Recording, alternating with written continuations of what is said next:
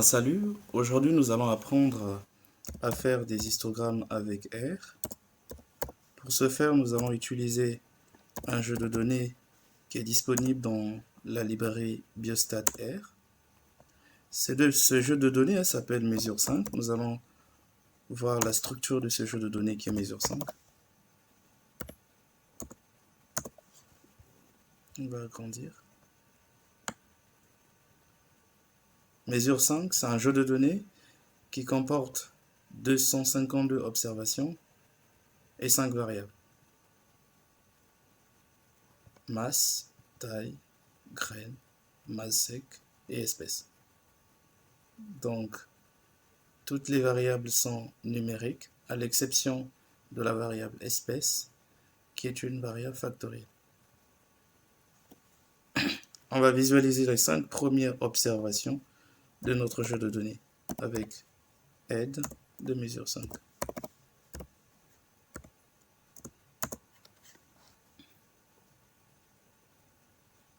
Ensuite, on va avoir un résumé de notre jeu de données avec la fonction summary de mesure 5. Ce résumé donne pour les variables quantitatives le minimum, le premier quartile, la médiane, la moyenne, le troisième quartile et le maximum. Pour les variables qualitatives, on a pour chaque modalité l'effectif correspondant. Glycine blanche, ici, a pour effectif 54 et laurier rose a pour effectif 72. On va créer notre premier histogramme. Notre premier histogramme sera stocké dans une variable qu'on va appeler h. On va dire hist de mesure 5 $. Alors l'histogramme c'est une représentation graphique qui se fait sur des variables quantitatives continues. Une des variables quantitatives continues ici, c'est la variable taille. Alors, la variable, elle est quantitative continue lorsqu'elle prend une infinité de valeurs. Donc, déjà là, nous avons fait notre histogramme. On va agrandir pour voir. On va agrandir, ça refuse. Voilà.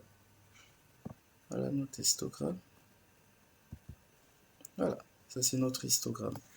Notre histogramme ici n'a pas de rouge à lèvres, ça n'a pas de fond de teint, donc c'est naturel. Naturel, c'est joli. On va continuer.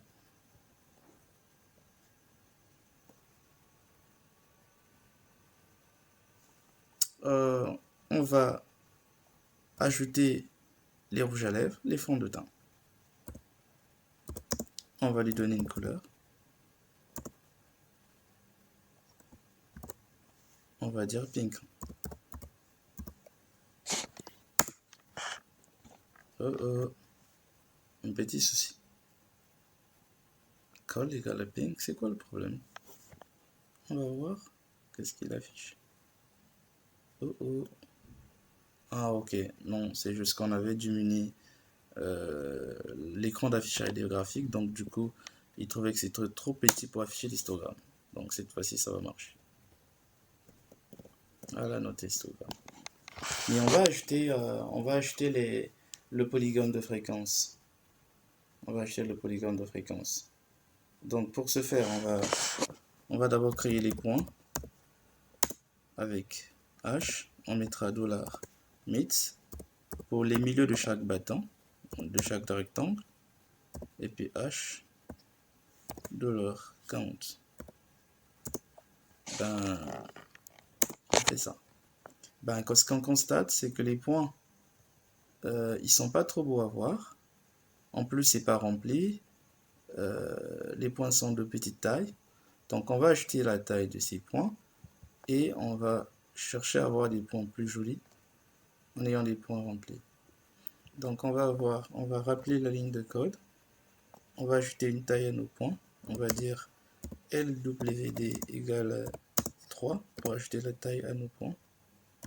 Mettons même 3, hein, ça fait rien. Et ensuite, on va donner des points remplis. Les points remplis, l'argument PCH. PCH est égal à 19, c'est pour avoir des points remplis. Donc, on valide. Voilà, on a des points ici qui sont remplis. Il ne reste plus qu'à ajouter des lignes sur ces milieux. Voilà.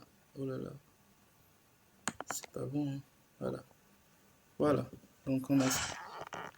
Ensuite, on va ajouter des lignes sur ces points pour qu'on ait notre polygone de fréquence.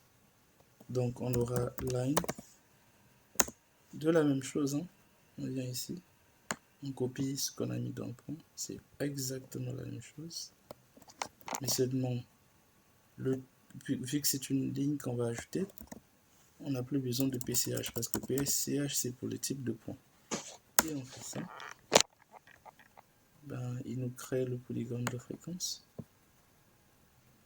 On va agrandir pour voir. Voilà. On a notre polygone de fréquence.